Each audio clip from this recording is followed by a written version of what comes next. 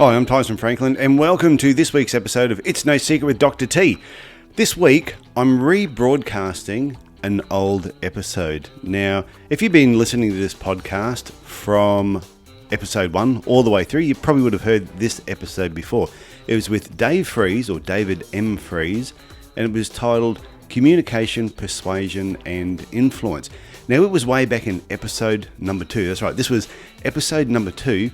And to this date, it has still been the most popular episode downloaded and listened to. And it is such a good podcast episode. Dave Freeze, when it comes to communication, is one of the best communicators I have ever had the fortunate pleasure of meeting and knowing and calling a friend. And I've spent a lot of time with Dave. I've stayed at his place. He stayed at my place. So I want you to sit back and listen to this episode again, because if you missed it the first time, you're going to be glad that I'm rebroadcasting it. And if you did hear it last time, I'll guarantee you listening to it again now, you're going to go, wow, I wish I should listen to this on a regular basis. So I start the interview just asking Dave about communication and sort of also mentioning to him how good I think he is as a communicator. So I'll come back after this has been played. So one thing I wanted to talk to you about, communication. Like, I've known you for a couple of years now, and I've sat in and listened to you speak numerous times, and you would have to be one of the best communicators I've ever had the pleasure of listening to. What's your secret? Well, first, that is, again, a very kind compliment coming from you, since you're pretty good at it yourself. There are a couple of secrets. I mean, they're not secrets in the sense that you can't get to them, but they're secrets in the sense that people don't talk about them. And then even when they do discover them, people don't do them. So, and some of these will sound cliche, but that's our defense mechanism, trying to say like, oh, that's an old cliche. It doesn't matter. I don't have to pay attention to that. So the first and most powerful key that I learned the hard way about being a really, good communicator and persuasive and a strong negotiator. And by the way, I think there's no skill set that's a better shortcut to the goals that you have for this show. I mean, being a great communicator, being a great negotiator, being persuasive, that just makes you a better business person. You probably make more money. Your clients, customers, or patients will be more happy. Your spouse or partner will be happier. Your kids will be happier. It is the key. That skill set is the key to greasing the skids of just about everything else. And it makes every other skill set better. And it's not about trying to con people with fancy words. It's really about true communication, understanding, and listening. Right. And the thing is to understand, first, people want you to listen to them. They want to feel. They don't think about this consciously, but they want to feel that they're understood.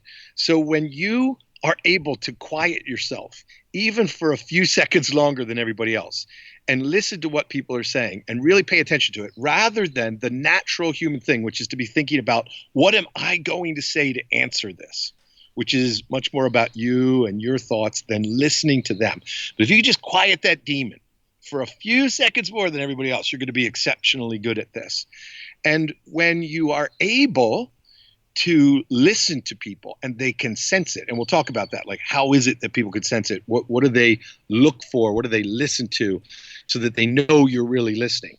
But if you can quiet that demon for a little bit longer and really listen to them, they will know that, and they will feel better understood, and they will like you more. And everybody's heard this story, but it's very true, where somebody went out on a date and, talked about themselves, and, that was it. It was the last date they had. And then they went out on a date and they just listened, which is very hard to do. It's easy to say and hard to do. And at the end of that date, their companion said to them, "You're the best conversationalist ever." Not you're the best listener. You tell the best stories. They just assume when they're being understood that there was a really good two-way conversation going on. And that's not always true. But the other thing is learning that people don't always, that words matter, and you have to be careful how you choose them, but there are other things that matter too. So for example, whenever I meet someone, I always say to myself, this person's smarter than me about something. I want to find out what that is, and I want to learn it. So there I've injected a little bit of self-interest, a good reason for me to shut up and to listen to what they have to say. The other thing I do is I try to find something with everybody I meet that I like. Maybe it's the tone of their voice. Maybe it's the way they carry their body. Maybe it's a tie that they're wearing. And sometimes I'll remark upon it and sometimes I won't. But the reason that I do it is that if I find something that I like about them and they see me connecting to them and they see me recognizing something I like in them and genuinely letting that show. And if on top of that, I do say to them, by the way, that is a smashing tie. I'm not just going to say that to make it up. I want it to be true. I want the thing that I see about them to be true. So it's got to be genuine. It does. It does have to be genuine.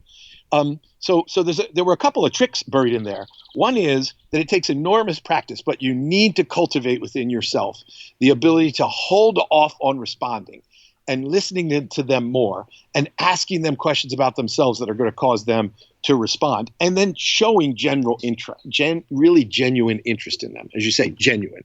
And also there could be something in it for yourself, which is why I sometimes say to myself, everybody is smarter than something, and this about me than something. This person's smarter than me. I want to know what it is. I want to learn from them, because that also sets up a mindset where they have something to teach you and they have something to offer you. And everybody, again, wants to feel that they're important and able and capable. And when you set up a mindset from the start where you're looking for that, people just sense that. They sense that in the way you speak to them. They sense that in the tone of voice you use. They sense that in the way that your body is postured. And rather than trying to think consciously about all of that, which will muck you up, just asking yourself that question or saying that to yourself, this person is smarter than me, or this person's better than me, or this person's good at something. Very, very powerful techniques that are so simple that people often say to me, well, one, that can't be it. That's just too simple. And two, I already do those things. But then when I watch them in action, I see that they are not doing those things at all. They are jumping in. They're giving their answers. They're fighting for their position. And, like if you were in an important negotiation, Tyson, you wouldn't start with the stuff that's disagreeable or hard to get to. You'd start with the things that you agreed upon, and you'd build trust and you'd build rapport first before you get to harder things. But humans, for some reason, can't resist like starting a little verbal fight or defending a position of theirs that the other person disagrees with. You're not going to convince them of anything until you've built trust and you've built rapport. One of the greatest ways, so here's kind of a third point of becoming a great, great communicator and persuader in the shortest possible period of time, is you can really build trust, I think, by confessing something fairly early on in the conversation. So making an admission that is maybe a little embarrassing or something odd or something funny or something that, that you're truthful about. I wouldn't preface it, by the way, as many people do. I don't know if this is done in Australia, but in the States, people will often say, well, to be honest, or well, to tell you the truth. The problem with that is that it makes it sound like the rest of the time you were talking, you weren't being honest or telling them the truth. I know. I find that funny when people say, yeah, can I be honest with you? And you go, so up until this point, you've been telling me complete, utter lies.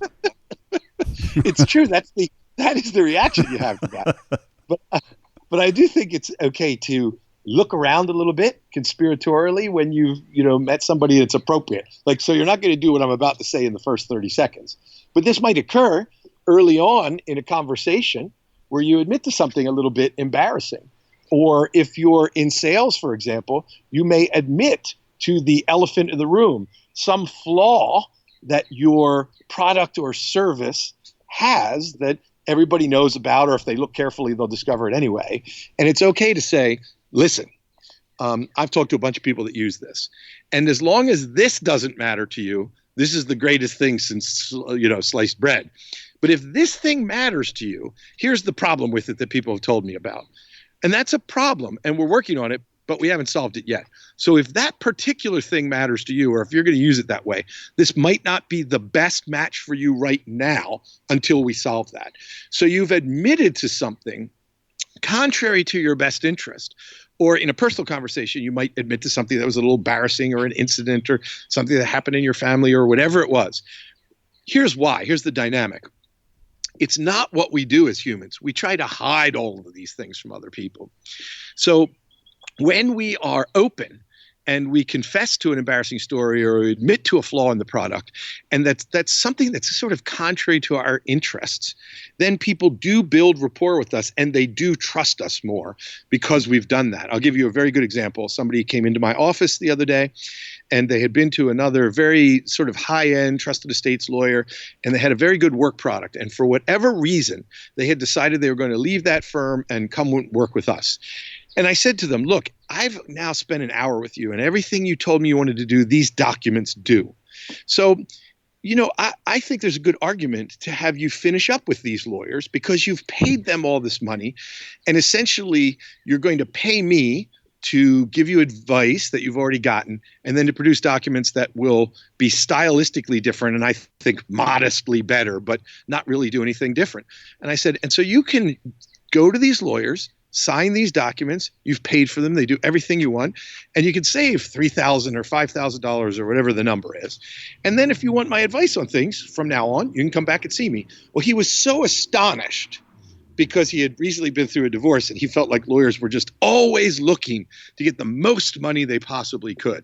So he was so astonished when somebody was suggesting the opposite, something against my interests, that he immediately built more rapport with me and wanted to come see me more was the weird result of that. But in the end, I think he decided, but I almost had to convince him of it, to go and sign those documents that he had prepared by the other lawyers. So when we, one, show genuine interest in people and just hold off on interjecting our views and giving our answers, when we can just hold off on that a little bit longer than anybody else, we become very powerful. Two, when we sort of trick our own minds and bodies into paying close attention and giving off all the signals that we are really genuinely interested, and those are the two examples I gave, where you look for something you really like, and where you say to yourself, I really want to learn what this person has to say. When we do those things, we are sort of positioning our tone of voice, our bodies, our facial expressions to give off genuinely all the indicators that we are really interested in them. And then on top of that, if you use this technique that we've been talking about of what appears to be maybe a damaging admission in a business situation, or acknowledging the elephant in the room, or in a personal situation telling an embarrassing story or making a confession of something that happened to us. Now, again, you don't want to break the rapport with everybody, so you don't want to just be listening and paying rapt attention to them and then suddenly blurt out an embarrassing story about where you got caught doing something you shouldn't be on a Boy Scout or Girl Scout trip, or talking about your hemorrhoids just out of the blue. Exactly. It doesn't build rapport or trust to say, by the way, I have a confession to make. I have painful hemorrhoids. That's just not going to get you anywhere. And they're itchy. They're itchy right now while I'm talking to you. They're quite itchy. I just thought I'd share that to build some trust and rapport with you. Yeah. Well, that's really just giving people an image that they can't get out of their mind. They can't unsee it. And so you're correct that this has to be something that is natural to the conversation and timed. And so for some people, this is really difficult too. And it's not a terribly natural skill. So it takes a little bit of practice. And the other thing is, sometimes when I'm describing these things, Tyson, you may have even been in a situation with me where this happens. Somebody will say to me, well, that's what you're just saying, Dave. These techniques that you're talking about, they're inherently manipulative. And my answer to that is, and this is a good sort of belief to hold in your mind when you're learning to become a better communicator and persuader, is that all human communication is manipulation, all of it. So it may be manipulation for a good reason, but whenever you're talking to somebody, you're trying to entertain them. You're trying to engage them. You're trying to get a date with them. You're trying to stay in your marriage with them. You're trying to persuade them to stay in school. You're trying to get them to laugh because it will entertain them and you. You're trying to get them to be happier. But you are manipulating them. So if we give up this idea that manipulation is a bad thing and we shouldn't be manipulators, and we accept the idea that all human communication is manipulation, and instead we say, okay, then if all human communication is manipulation, what makes the difference? That's our intent. And so if we have a good and positive intent for the outcome, and we are really paying attention to what this other person wants and needs out of it, then we're manipulating toward a positive end. Both business and personal life are the topics of your show and mine. Like In Top Form is all about getting your business in top form and getting your personal life in top form, just enjoying it more. Well, can we just, before you go any further, just give a plug to your podcast series and actually, I'll do the plug for you. Oh, that's even better. It is. It's even better if I do the plug for you. So just before Dave goes any further, Dave and his son Alex and our good buddy Somnath, they have a show called In Top Form TV, which is on Facebook, it's every Sunday, isn't it? It is. It's currently on every Sunday. Yep. Yeah. And it's also a podcast available from iTunes or Stitcher or, any podcast. Yeah, so you've taken the audio from the live video feed you do on Facebook, and it's now a podcast, which I love listening to. I can't always tune in to the live Facebook, but it's getting better for me because it's on at 5 a.m. my time now, I think. That's still pretty rough. We always love it when you're on, but we know that thanks to that time difference, that's very difficult. No, yeah. So I just thought we'd give that a quick plug. Okay, continue on with what you were talking about. Yeah, so I'm just explaining why I guess I want to give you kind of a business example and a personal example of each of these, because we're really looking in both of our shows to help people to just be happier and to get more out of both their business and their personal life. So in sales, a good example of this thing we were talking about would be, to give the sort of damaging admission or acknowledge the elephant in the room.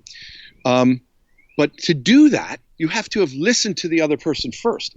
So you have to really know what it is that they want and need in order to ferret out whether you're a really good match for them or whether there is a defect that might matter that you should at least discuss with them. So that requires you to be genuinely inquisitive. Why do you want my product? How will you use it? What other products have you looked at? What was good about them or what was bad? What initially strikes you as good about our product or service? Because what if they're misinterpreting something and you need to clarify that? And again, in our personal lives, telling anything that's kind of an embarrassing story or being a little bit self-effacing, again, without sounding like you've got mental problems. So there's always a balance here. That's the hard part. It is. It's particularly difficult for you and for me. But it requires us, in the personal situation, figure out what sort of pains do they face, where we might actually share an experience that would be interesting to them. So you don't just trot out your story. You trot out a story that makes sense based on all of the things you've heard by asking them really good questions and by listening to what they say rather than planning what your response is going to be, which is how most of us spend our time in conversations. It's really interesting that you say that. On the first episode that I did with Ronsley Baz, he was actually interviewing me. And one of the things that when he was teaching me about podcasting and using the audio, and then we were talking about interviewing and different types of questions, and then I was doing an example interview with him. And one of the things that he really pointed out to me, especially when we were face to face, is he said, I can tell while we're talking when you're actually thinking of the next question. He said, because I'm answering the question, but you're not hearing what I'm saying. And he said, and you've got to learn to not do that. And that's exactly what you're talking about here. And this is why it's good that we're doing this over Skype and I can't see your face. So I have to listen to audio cues of when it's time to talk. Exactly. We are saying exactly the same thing. And it is vital. And it is the trick to being successful at podcasting for the same reason that it is the trick or the secret to being good at persuasion and really an effective communicator. So, Dave, what if somebody has listened to this podcast so far, right up to this point, and all the information you've given, I have heard you say that before, and it is so good to hear it again because it just makes more sense the more I hear it. Where does somebody go to learn more? What would you be? Somebody's listening to this now and they go, okay, Dave, tell me, what do I need to do tomorrow to start learning more about communication and becoming better? Well, there are a couple, rather than give particular book recommendations, which I'm happy to. Other than your own book, because you have written a book, which I must admit, when I read your book, I'm thinking the title didn't do it justice to how good that book was about communication. No, that's true. And of course, as an author with a publisher, you don't always get full say-so on that. Do you want to mention the book? The book is that, Tyson, I think you're referring to, is called The Language of Parenting, Building Great Family Relationships at All Ages is the subtitle. I wanted to call it How Special Forces Operators, Spies, and Interrogators Raise Their Kids, because that's really where I honed my own skill set, was when I learned the language patterns and the processes of interrogation, because and then negotiation. So I was trained by very skilled interrogators and very skilled hostage negotiators, and that's a situation where your communication skills better be pretty good, because people could perish if they're not. So you were a hostage negotiator. I was not. I was an interrogator, but I was trained by a number of hostage negotiators, including an FBI hostage negotiator, because there's some overlapping skill sets there about how we communicate with people and how we persuade people and how we build rapport in these very difficult situations that are often present when you're interrogating someone too. And interrogation's not all about doing the old waterboard and that type of thing, is it? No, that's true. I personally believe, and I think you and I may have had some conversations about this, that non-hostile interrogative methods often produce way better results than sort of compulsive, enhanced interrogative techniques, for a variety of reasons that we could discuss. But the long and short of it is, if people want to learn more about this, they could start with that book of mine, which is an excellent little Bible. It's a brilliant. It is a brilliant book. Anyone that would be my first tip. If you want to know more about communicating, get a copy of this book, The Language of Parenting by David M. Fries, and I know it's available on Amazon because I was checking it out this morning before we spoke. It is, and that's a good place to start, because it'll give you lots of other resources, and it's a distillation of all sorts of things. It's a distillation of interrogation techniques as they'd apply to being a better communicator, neuro-linguistic programming techniques, the techniques of negotiators, both in business and hostage negotiators.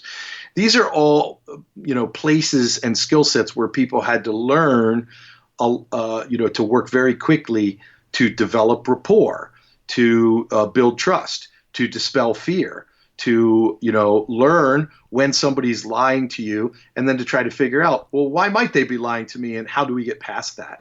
And that book is a good little sort of condensed version of some of those skill sets in each of those areas.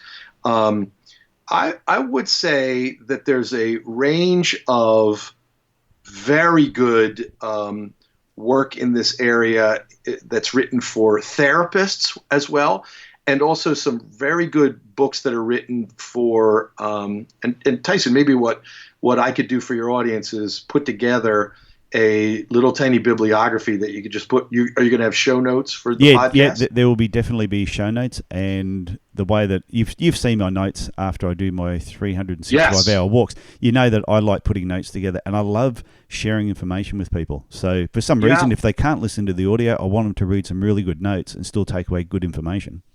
Yeah, so I'll put together a little bibliography of maybe a couple of works in the areas of brief therapy, negotiation, neuro-linguistic programming, psychology, interrogation. And the reason I say that is there's lots of books out there that are extraordinarily good in each of these areas, but they're very technical, so they wouldn't be the place to start. And there's lots of good books that are very good, and the authors are good at teaching, so that might be a good place to start. And then there's a bunch of charlatans out there who may or may not have been good at what they were doing when they were doing it, but they're just awful at writing books about it.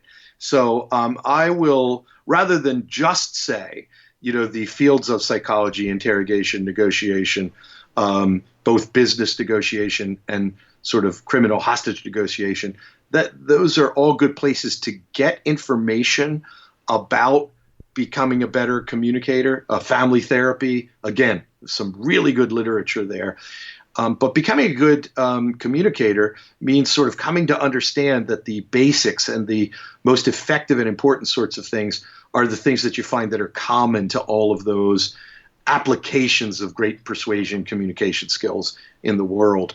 Like when you see a negotiator that's masterful at applying these things, and you see an interrogator that's masterful at applying them, and you see parents, for example, one of the things that I'm constantly telling parents of young children, as parents of adults, but it applies to the parents of adult children too, is stop telling your kids what you don't want them to do, because you're mentally having them rehearse it. So, for example, if I say to my child, don't spill the milk, I've actually given them a command to think about spilling the milk. They can't think about it.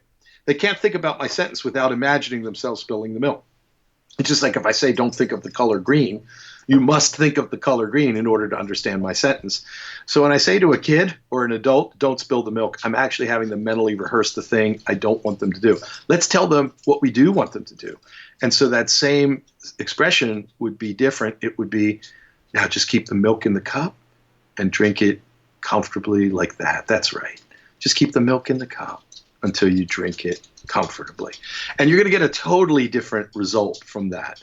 So, learning a couple of these little skills sounds like it wouldn't make a big difference, but it does. And everybody that's listening to this podcast has had a time in their life, Tyson, when they've been great at building rapport. They've met someone. They loved this person right away. They felt rapport with them. That person felt the same way. And they were just masterful. And when you feel that happening, you're doing these things that Tyson and I are talking about right now. You just don't realize you're doing it. And when you just learn consciously that there's a couple of them that make a big difference, and you start doing one and then two and then three, and you get good at it, you start doing it unconsciously all the time, then the quality of your communication becomes way better. And the results you get are way better just with these tiny little incremental changes. That's good. So because it's mostly business people that may be listening to this podcast, but I'm assuming there's going to be people who aren't business people, but good communication skills, it doesn't matter what you're doing, applies. It's that simple. Oh, yeah. It is. It's just no matter what you're doing, it's going to make you better at it. I cannot think of an example of some area of my personal life or my business life where getting better and better at these things did not make a positive difference. Because you start to understand that even when you're in a stressful or difficult or challenging or potentially devastating situation, one of the central skill sets of great communicators is that they're very adaptable, they're very flexible, they notice what's going on. And so when you sort of hone those skills of adaptability and flexibility, you know that even when you're facing a great dilemma in your life, that how you react to that will affect very much how the rest of your life and the experience goes. So, for example, rather than get terribly stressed out when you're having a dispute with a spouse or a partner, you learn how to back off, how to diffuse that, how to recognize that you may be starting down a path that's very difficult to get out of. And just by practicing those things in day-to-day communication where they don't matter that much, you just automatically get better at doing it even when it's stressful. And life, the good things about life are better, and the bad things in life, you learn how to handle them better and to get past them more quickly. And then, and most problems that people face in business, or when they've had a problem with a customer, a client, a patient, whatever it may be, usually it comes back to there was a breakdown in communication somewhere along the lines, which is what caused the complaint, or a complaint wasn't listened to. Yes, if you read Malcolm Gladwell's book Blink, I believe that's the book, there was a study done where they were able to predict which doctors would be sued for medical malpractice and which wouldn't, just by the tone of their voice. And if I'm thinking of the right chapter in that book, there was even part of the experiment in which they took out the words. They used a piece of technology, and they played back a tape for people where they could just hear the tonality of the two people, the patient and the doctor. And they were, again, able to predict with a very high level of success and certainty which of those doctors would be sued because they sounded condescending or as though they were not genuinely apologetic or whatever it might be. And so just learning to be a better communicator and learning, for example, how much difference the tone of your voice makes. So you can say the greatest things in the world, the most beautiful words that are filled with romance. But if you're saying them to your spouse or your lover or your partner without sincerity and with the wrong tonality, they're not going to have the desired effect at all. Because tonality, the speed with which you speak, the way you use your body and your voice, they're all going to trump the words that you choose to say.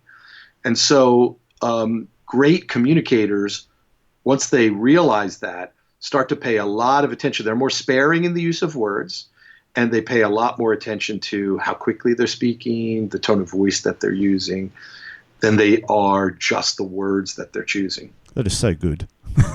Like I said, I've heard you say this before, but I reckon I could sit back and listen to this actual recording probably every 3 months as a reminder to make sure I'm doing the right thing when I'm communicating with people. And like you said, it's not just what I'm saying, it's the speed that I'm saying it. It's the tone of my voice. There's a lot more to it. Yes, you just did it. You just did it there, and it's very hypnotic. When you drop the tone of your voice and you spoke more from deeper in your chest or your abdomen, and you slowed down. Well, it's like Barry White. When Barry White, the singer, how many women did not like listening to Barry White talk? Yeah, when he had that really deep, crusty sort of voice, and he could say something, and women just went, he is just so amazing. He could even say things like, I'm putting my underwear in the drawer. It would still seem super romantic because... Not to me it didn't, but to women it did, yes. To me, it put a picture that was I'd really trying to get out of my head right now. But his tone of his voice, and I've heard a lot of people talk about whether it's men talking about women, and it's the same thing. It's the woman's voice, or it's an accent. It's the way they use their words, which seems to be the attraction more than how they actually look or what they're doing. Mm-hmm. And more than, and it matters even more than the particular words they choose to use. The speed of voice matters a great deal too. So speaking quickly in a command intonation, like quick, do this and get that done, that may be appropriate and the best thing in certain circumstances. But it isn't going to be the best thing when you're first trying to be more persuasive, or if you're interestingly, if you're trying to get somebody to calm down, it is often necessary to speed up the tone of your voice and then just to begin to slow down a little bit and let them follow you. So if they're all excited and you walk up and do a Barry White on them, if you say, listen, Bill, I can tell you're excited, that's just going to piss Bill off. Or Darth Vader. Darth Vader. Or Darth Vader. Who was the guy that played Darth Vader? Earl Jones? Yes, James Earl Jones. He was another person that just had that really great voice. Mm-hmm.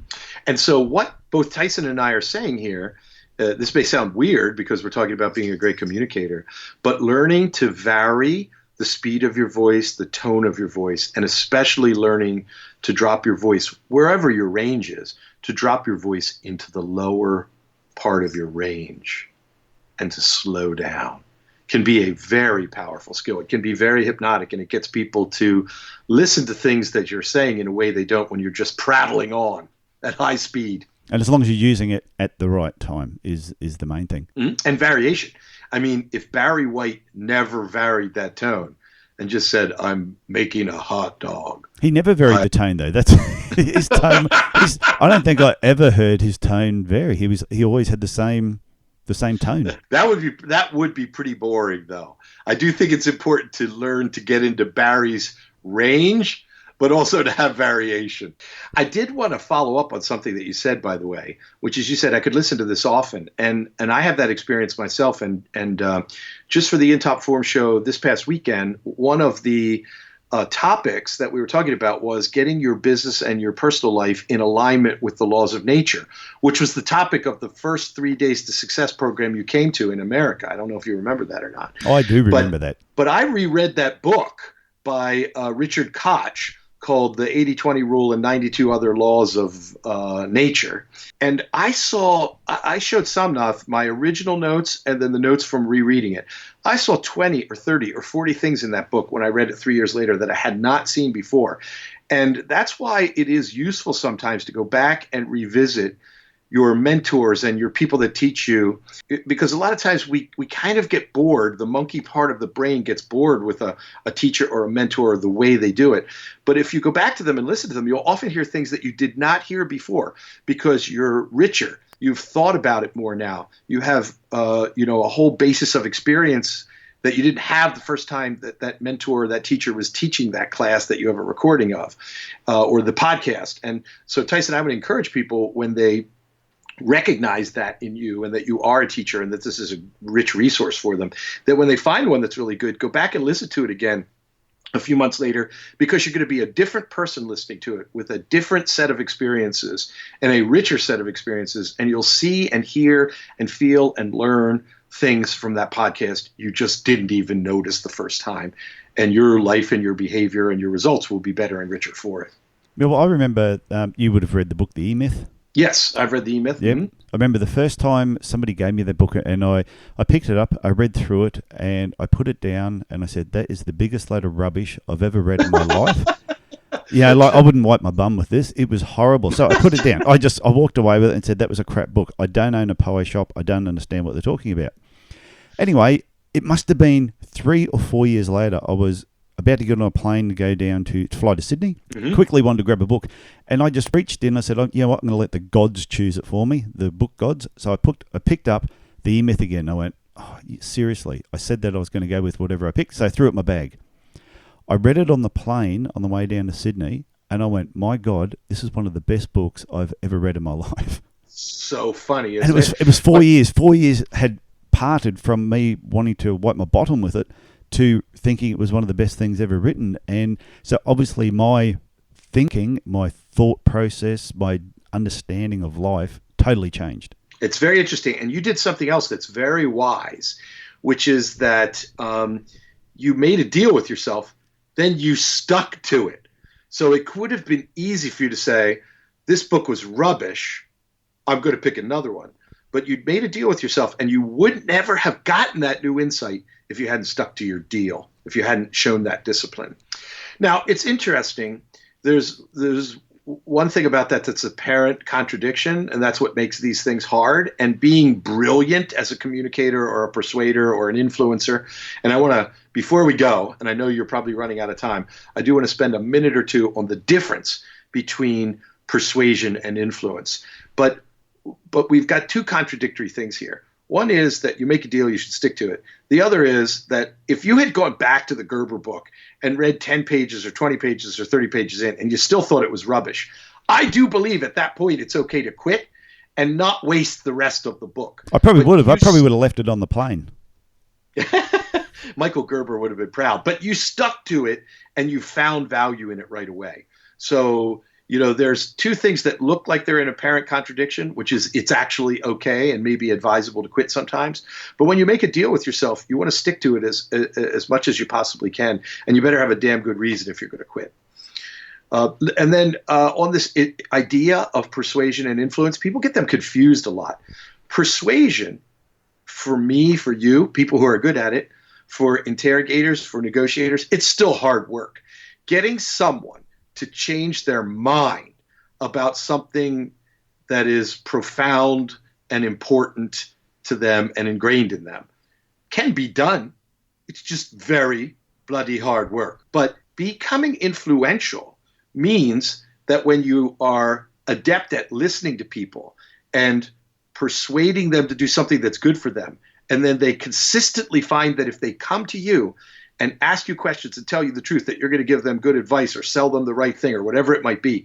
When you've been persuasive with them and they've built trust with you and you've been persuasive with them more than one or two occasions, then you're going to become influential, which means they will start to turn to you and seek out your advice, your information, and your products as solutions to their problems. And influence is the place you ultimately want to be. So you want to be so consistently careful about building trust and maintaining rapport and building trust and delivering on it, that people turn to you automatically without you having to persuade them again and say, I'm ready for your next product. I have this problem. I think you can help me with that. And if you're really good at that, they'll become kind of addicted to spending time with you and getting advice from you and buying products from you. And that's a good and positive kind of addiction. And so when you're doing your persuasion thing, keep in mind that it's part of a bigger goal of becoming influential to the people around you and to your audience of people that buy from you. I think this is why you have so many people that follow you and talk so highly of you. Before I actually met you, Dave, it was Rem Jackson was saying, "Oh, Dave Freeze is going to be at this event, and you'll meet him today." He said, "When you meet Dave Freeze, within 5 minutes, you'll think you've known him for 10 years," and that was. That was exactly the case. And I think we were hugging. After 5 minutes, I think we were hugging. And you have this tendency to hold a fraction longer than the average person would hold to see if if the other person would get uncomfortable. And I quite enjoyed it myself. You did. You actually ground a little bit, like a little rubbing against my leg. So you gave it right back to me. I know. So, but that's the thing. That's why you are held in such high esteem by so many people, because everything you say, you actually do. Now, before we go, just one thing I wanted to just touch on was an event that you hold every year in Tempe, Arizona, which is near Phoenix. Oh, yes, sir. Can you just give that a quick plug? Because I know I've already got my ticket and my airfare's booked and my accommodation is booked, and I will be there in October. So give it a plug. I think this is a great way to finish. So we do programs called 3 Days to Success and Business Black Ops. And it's the yin and the yang. So Business Black Ops is where we bring in people who were counterinsurgency operators, special forces operators, interrogators, served in the military, to sort of tell people who are in medical practices and psychological practices and businesses and real estate businesses and things. They are teaching, here are the force multipliers we learned in military or clandestine service. And here's how we use them in business to make our businesses just more powerful and to do more with less and to raise profit margins and to still have more fun and maybe have to spend less time doing the things that we don't like. So that's Business Black Ops. And the flip side of that, 3 Days to Success, is the same program, just with a slightly different focus, which are, what are some of the discoveries that we make every year about business that we want to share, meaning me, what I want to share with the audience, and then what the audience wants to share with one another. And so this, we have a large number of people that come every year, and then we have new people that come every year too. And we deliberately keep it a small group. It's never more than 35 or 40 people. Well, this will be my third year in a row. Will be this year. We love having you there. You made me cry the first year. I did. You know what? That was. You did. 15. I'm sitting down and you said to me, "So why are you here today, Tyson? What brought you along?" I said, "I have no idea why I'm here. I was just told that this event will change my life." So I went along. 15 minutes later, I'm out the back having to cry. You were a really good sport about it. It was amazing. But that 15-minute period was probably one of the best things that ever happened to me. Oh my gosh. And that was good for me too, by the way. One, because I felt like I had really brought something to you. And two, the rest of the Americans came up and said, "You just made a big, tough Aussie bastard cry." And I said, "Yeah?" And they said, I want you to know. More than one person said, "I just want you to know, after seeing that, I'll just do whatever you tell me. Just tell me now what to do. I'll do it." So that was good for everybody. So that's the event. It's Business Black Ops this year. And last year you were great. You got to hang out with Jocko Willink. So this year is Business Black Ops again, or is it 3 Days to Success? It is. It's a Business Black Ops topic again this year. So we'll have some more people that had military service talking about what they do. This is how good the event is. See, I've already booked and I didn't know which one it was. Yes, it's encouraging. Yeah, it's going to be good though. I promise you. So. No, I know. I'm looking forward to it. Like I said, I've been the last 2 years. As soon as the tickets went on sale for this year, I think I'd bought mine in about 15 seconds. That was great. I think that the reason this is so popular with the people that come is because it works on the thing that you and I are talking about here.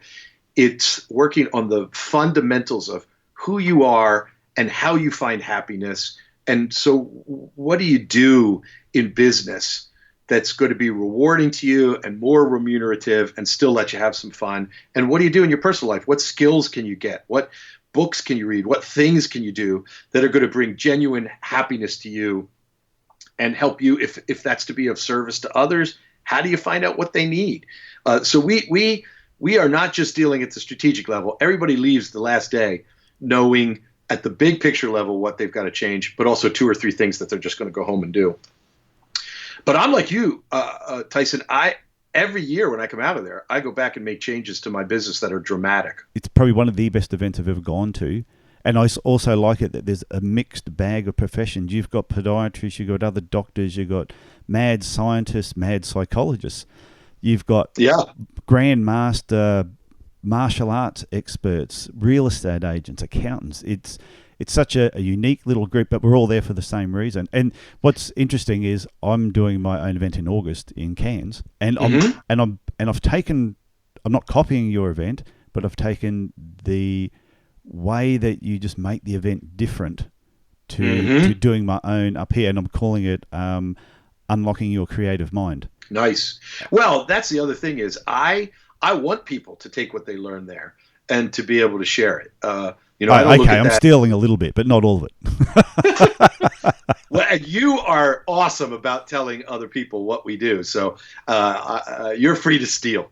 Oh, thank you very much. I'll take that on board. So if people want to book for your event in October, which it's every year, what website do they need to go to? So if they want to sign up, they have to go to 3daystosuccess.com, and there's a way to opt in. If they've never gone before, so if somebody's listening to this and they've never gone, it's better to do a Skype call or to call Lisa at my office in the U.S., which is for you guys would be 01-610-933-8069. And the reason that we do that, Tyson, is just that, you came recommended by REM. And so I knew that was going to be fine. But it's a small group of really talented people. So we just want to make sure that it's a good match. So, if you call Lisa, she'll make an arrangement for me to call you back and have a quick conversation with you before you pay us any money to make sure that that's money well spent by you and that we think it's a good match. And we've told people before that we don't think it is, that they're too early. For example, a guy wanted to come and he didn't have enough cash flow and he didn't have enough clients, and it might have been a little bit of a stretch for him. And we said, don't do it now, do it the next year. And he came the next year and it was killer. So, but he appreciated that we were honest with him. So if you've gone before, you could just go there. And right now, I suppose probably when this airs, the early bird special will still be on. But if you've never gone before, just make sure to check with Lisa first. No, and I reckon that's a really good point. And I just thought it was a coincidence that everybody in the room was awesome. That that you're actually filtering the awesomeness before people arrive, and I didn't know that you actually did that. And every now and then we have somebody like that who's really good natured in the room. You probably remember this from the first year you came. That was a conscious decision. This person really needed the help, but they were just such a great person. And sure enough, this group rallied around them. And even though she'd had many years of experience in business, she just didn't have this kind of view. And people rallied around her and really helped her out. And I know exactly who you're talking about, and she was great. Yeah. And so sometimes we let somebody in where it is maybe a little bit premature, but for one reason or another, it's still appropriate. But generally speaking, you're right. We're looking to make sure that the people in the room are far enough along on the journey that this is going to be, give them a giant return on their investment rather than just be thought-provoking. No, but like I said, I'm looking forward to it. I'm locked and loaded and ready to go. And now it's good to know that it's a business black ops event this year. I know what I'm in for. Oh, it's going to be good. There'll be hooding, lock picking. Yeah, that's what I'm looking forward to. The lock picking. We were going to do it last year. Are we shooting guns? Are we doing any gun shooting? We might shoot again this year. You may remember that, one of the things we always do at both Business Black Ops and 3 Days to Success is we try to do an activity that's going to take people outside of their comfort zone. So we had a bunch of Marines and former SEALs, and we just had all kinds of people as their handgun instructors. And we taught everybody how to shoot safely, but not particularly well. And then we had them shoot, and then we taught them a few secrets, and they were able to shoot much more effectively. And so it was kind of a metaphor for overcoming your fears, learning from somebody that has a couple of little tricks to show you that are really going to improve the quality of whatever it is that you're learning to do. But I'd say 4 or 5 people that came up to me and said, look, I've loved the program so far. I love everything you do, but I'm not going to shoot your guns. And we said, just humor us, try this out. And one of them in particular, who was a very soft-spoken person, shot the first, emptied the first mag, and then turned to me and said, and I quote, "Do you have the explicit rating on this, or should I not use that?" Yeah, no, there's an explicit rating. Yeah, there's no swearing. You can say, bum. Yeah. So this person said to me, "Get me some more ammo, please." You B. Yeah. Yeah.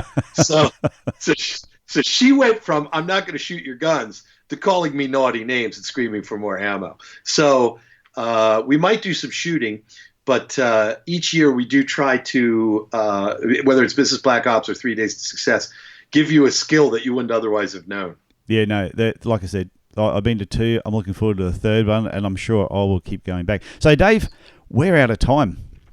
And wow, thank you. This has been, it's gone longer than expected, but like I always knew, whenever I talk to you, it's never short. And you always have something to say, but it's never dull either. You always have so much useful information. So I can't thank you enough for coming on It's No Secret podcast. Well, thank you for having me. It was fantastic to hear your voice. I look forward to seeing you. And you and I will shoot no matter what.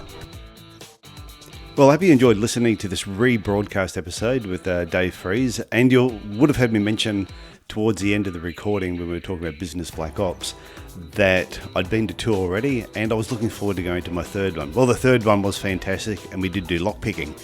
But since then, I've been to 2 more, and in 2020, I will be going again, and that will be the 6th time that I've gone to Business Black Ops. So it is one of those events that, if it sounded pretty interesting, definitely ring the number that we mentioned, and there is a number in the show notes as well, and check it out. I'd love to. I'm the only Australian that goes to it, so I'd love to get some more Australians going along. But it doesn't matter where you are in the world. If it sounds like something that you would really be interested in, definitely ring Lisa and check it out and come along to Dave's event. So pretty much that's it for me this week. I know that as this episode comes out, we're heading into the new year. So I want to wish everyone a happy new year and a very, very prosperous 2020. Geez, hasn't the last 20 years gone fast? So that's it for me this week, guys. Look after yourself, look after your family, and I will talk to you again next week. Bye for now.